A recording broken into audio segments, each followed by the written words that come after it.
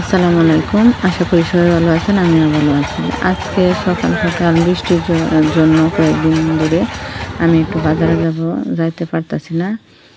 তো বাজারে চলে গেলাম, জামের ভিতরে আটকে রয়েছি। কিছু চাদরের অর্ডার ছিল, সেগুলি আমি দিতে গেছিলাম। আর চাদরগুলা কেমন হয়েছে আপনারা জানাবেন। আমি যেহেতু পাইকারি কাপড় কিনে আনিয়ে রাখি ঘরে, এই চাদরগুলো আমি পাইকারি রেটে আনছি। আমার কাছ থেকে যে নিতে চান আমার সাথে যোগাযোগ করবেন। তো যাই হোক, আপনারা দেখেন আমার চাদরের কালেকশনগুলা। আরও কিছু জিনিসপত্র কিনছি, যেহেতু গেছি একসাথে। সুতা শেষ হয়ে গেছে মেশিনে, সুতাও কিনে আনছি। আর এই চাদরগুলো কিন্তু অনেক সুন্দর, মাশাআল্লাহ। আর আমার কাছে অনেক সুন্দর লাগতেছে। আমি 10-15টা চাদর নিয়ে আসছি।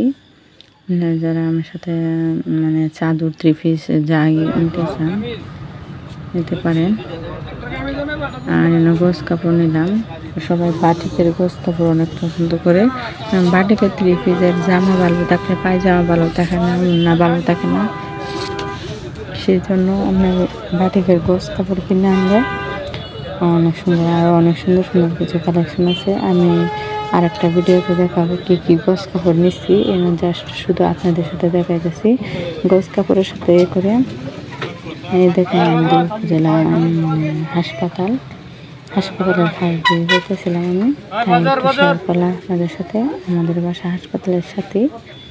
যাই হোক, আমি পুরো ভিডিওটা আপনাদের সাথে শেয়ার করবো। বাসায় আসার পরে প্রচুর বৃষ্টি, একসময় বৃষ্টি।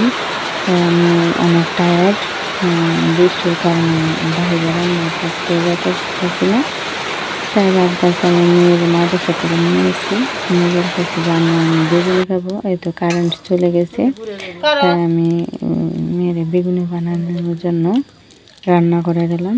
মোবাইলে লাইট দিয়ে যেহেতু বলছে না দিলে মন খারাপ করব, তাই আবদার রাখতে আমি সারাদিন অনেক কাটাকাটি করেও তার জন্য বেগুনি ভাজি করলাম।